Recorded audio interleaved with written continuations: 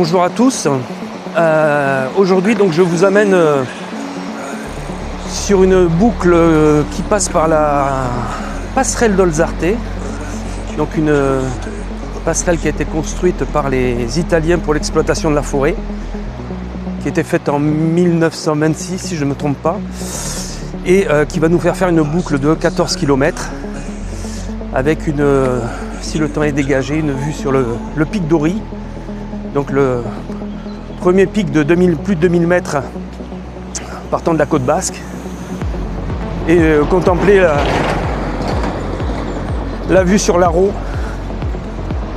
Voilà, donc 14 km, on verra le temps que l'on met. Là on a été obligé de se garer sur un parking un petit peu plus à l'extérieur du départ, parce qu'en fait il y a bien un parking que vous voyez là d'un restaurant, mais hors saison il est fermé, donc on ne peut pas se garer. Donc il faut faire 200 mètres à pied pour rattraper le départ. Bon, rien de bien méchant. Ben voilà, c'est parti.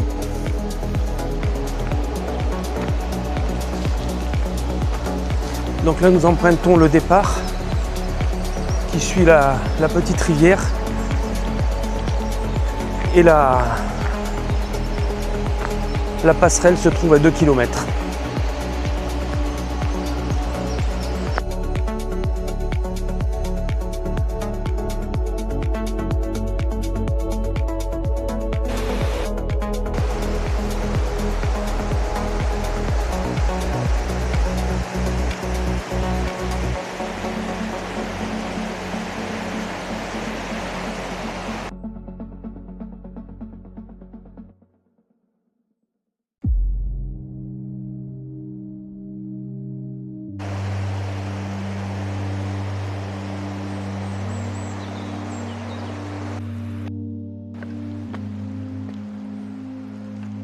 Reached for something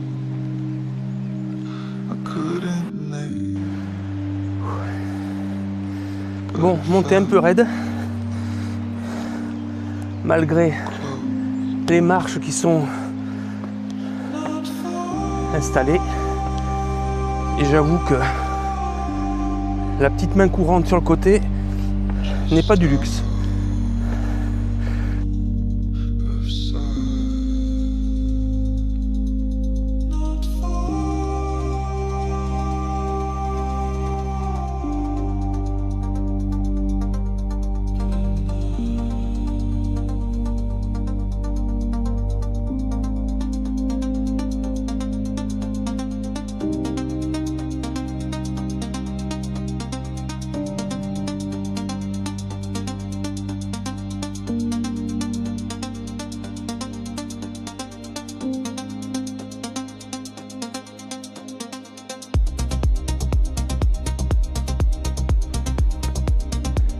Et voilà, on arrive en vue de la passerelle.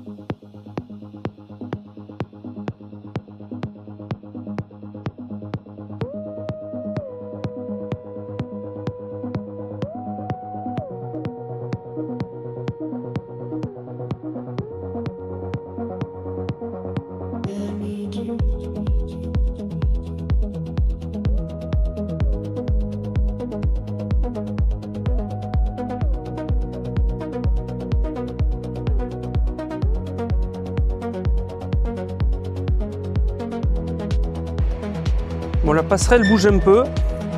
J'avoue que c'est un peu flippant.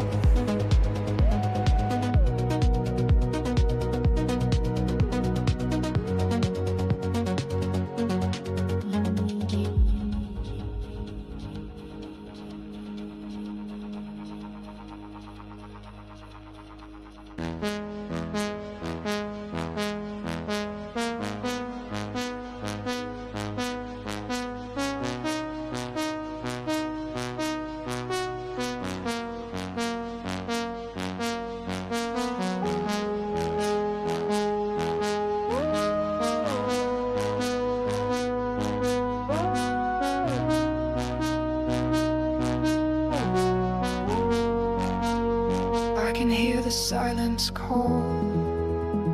Walls begin to fall, but I need you to hold tight.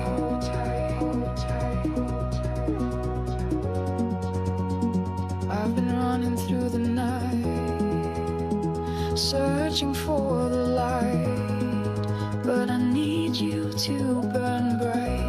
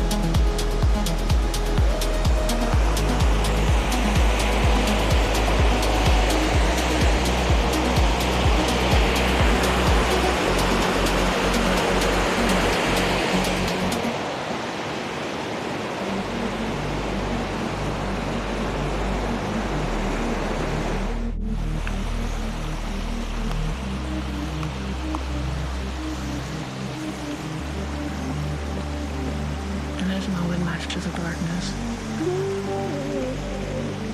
We spent our truthfully hiking our journey out indoors. It just is the beautiful raid view. Okay now, and every scent is first special. But you remember when fucking fool? You started to move left into the light.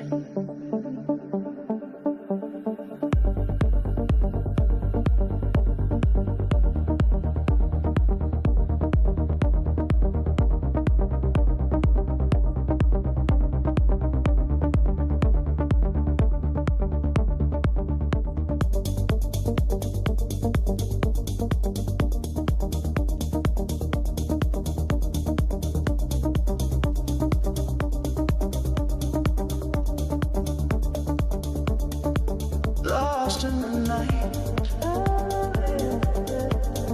afraid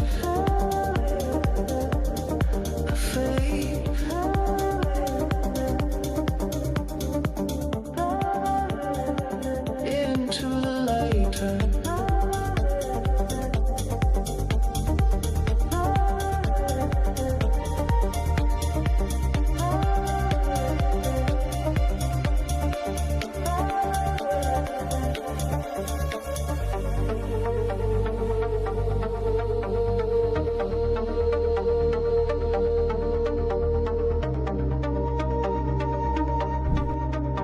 Alors les zones toutes brûlées que l'on voit ici ne sont pas dues à des incendies volontaires ou non volontaires. En fait, ce sont des zones d'écobuage qui sont effectuées par les agriculteurs à cette période-là pour en fait débroussailler rapidement la montagne, fertiliser.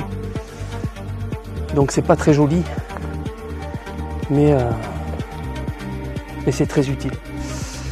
Donc là, à mes pieds, vous voyez toutes les zones qui ont été brûlées. Et en fait, au loin, la fumée que vous voyez, c'est une zone en plein écobuage. Donc il y a le feu, donc ça débroussaille toute la parcelle.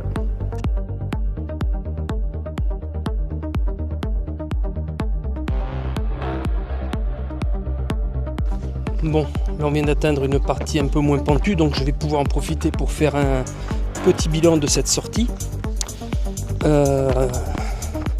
Donc une boucle de 14 km que j'ai prise sur Visorando, que je vais avoir bouclé en 4h30. Donc ça c'est pour les données de temps, pour ceux qui voudraient savoir le temps qu'il faut pour faire cette boucle. Alors c'est hors arrêt bien sûr, hein.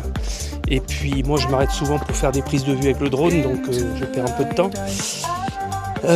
Voilà, c'est une boucle sympa. Certains la font dans l'autre sens.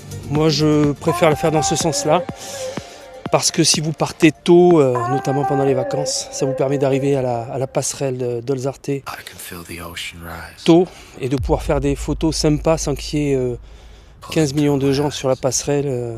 Voilà. Donc moi c'est mon choix. Certains préfèrent la faire dans l'autre sens parce que pour eux le retour est plus facile à partir de la passerelle. Bon, c'est un choix, ça se défend. Moi je préfère dans ce sens-là.